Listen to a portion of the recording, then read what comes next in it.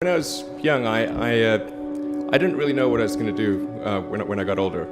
People kept asking me, but then eventually I thought that the idea of inventing things would be really cool. And the reason I thought that was because I read a quote from Arthur C. Clarke, which said that a sufficiently advanced technology is indistinguishable from magic, and that's really true. If you go back, say 300 years, the things that we take for granted today would be you'd be burned at the stake for.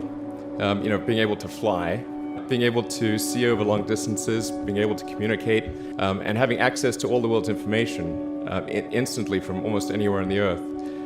This is stuff that really would be magic, or would be considered magic in times past. In fact, I think it actually goes beyond that, because there are many things that we take for granted today that weren't even imagined in times past. They weren't even in the realm of magic. So it actually goes beyond that.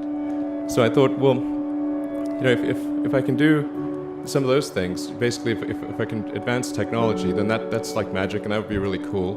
And I also had sort of a slight existential crisis, because I was trying to figure out what does it all mean? Like, what's the purpose of things? And I came to the conclusion that if we can advance the knowledge of the world, if we can do things that expand the scope and scale of consciousness, then we're better able to ask the right questions and become more enlightened, and that's really the only way forward. I think about what technology solution is necessary in order to achieve the particular goal, and then try to make as much progress in that direction as possible. I think being a multi-planet species and being out there among the stars is important for the long-term survival of humanity. But then the part that I find personally most motivating is that it creates a sense of adventure, and it makes people excited about the future. If you consider two futures, one where we are forever confined to Earth until eventually something terrible happens, or another future where we are out there on many planets, maybe even going beyond the solar system. I think that second version is incredibly exciting and inspiring, and there need to be reasons to get up in the morning. Life can't just be about solving problems. Otherwise, what's the point? There's got to be things that people find inspiring and make life worth living. When my brother and I were starting our first company, instead of getting an apartment, we just rented a small office, and we slept on the couch. And we showered at the YMCA, and we're so hot up we had one computer, so the website was up during the day, and I was coding at night, 7 days a week, all the time. And I sort of briefly had a girlfriend in that period, and in order to be with me, she had to sleep in the office. So work hard, like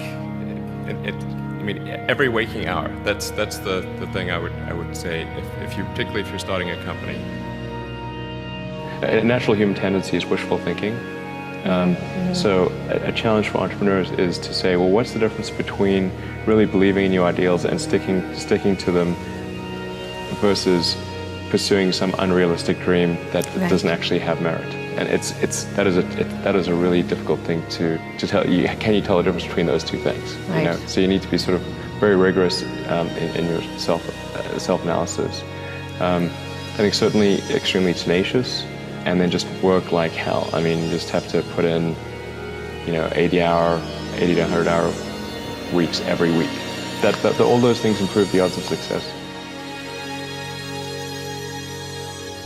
Or how do you think about making a decision when everyone tells you this is a crazy idea? Or where do you get the internal strength to do that? Well, first of all, I'd say I actually think I feel fear quite strongly. So it's not as though I just have the absence of fear. I feel it quite strongly.